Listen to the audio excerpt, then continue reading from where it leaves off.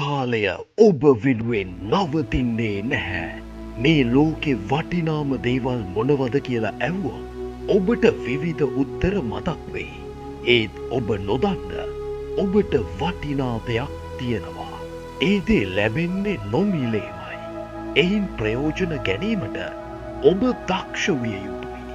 අදක්ෂයා එහි වේගවත් බව පමණක් දකින අතර දක්ෂයා ඒ වේගයට තමන්ව හසුරුවාගෙන සාර්ථක වෙනවා. මොකක්ද මේ ඔබ නොදන්න ඔබට වටිනා දෙය? ඒ තමයි කාලය. ඔබේ වයස සහ ඔබ මේ වෙනකොට ගත කරපු කාලය ගැන මොකද හිතෙන්නේ? මනුස්සයෙක්ගේ සාර්ථකත්වය පිටුපස තිබෙන ප්‍රධානතම හේතුවක් තමයි කාලය හරි විදිහට කළමනාකරණය කර ගැනීම.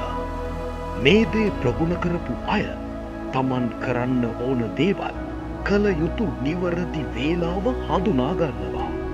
සාර්ථකත්වය එක වතාවකින්ම ලැබෙන දෙයක් නෙවේ. ඔබට දෙයක් අවශ්‍ය නම් ඒ දේ ලබා ගන්න කාලයත් එක්ක සටන් කරන්න ඔබට සිද්ධ වෙනවා.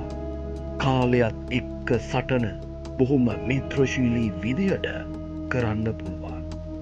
ඔබට එය සතුරෙක් වෙන්නේ වැඩ කල් දැමීම, ඔබේම නොසැලකිලිමත්කම, අනුමත යැපීම, තමන්ම විශ්වාස නොකිරීම වගේ කරුණු මත පමණයි. කාලයෙන් උපරිම ප්‍රයෝජන ගන්න. තිවෙන හැම මොහොතක්ම පල්ලදායි සහ ඔබේ අනාගත හීන වෙනුවෙන් යොදාගන්න. දවස ඉක්මනට ඉවර වුණා කිසිම දෙයක් කරගන්න බැරි වුණා කියලා හිතෙන්නේ දවසට අදාළ කිසිම වැඩක් හරි විදිහට කළමනාකරණය කර නොගත්ත අයට විතරයි.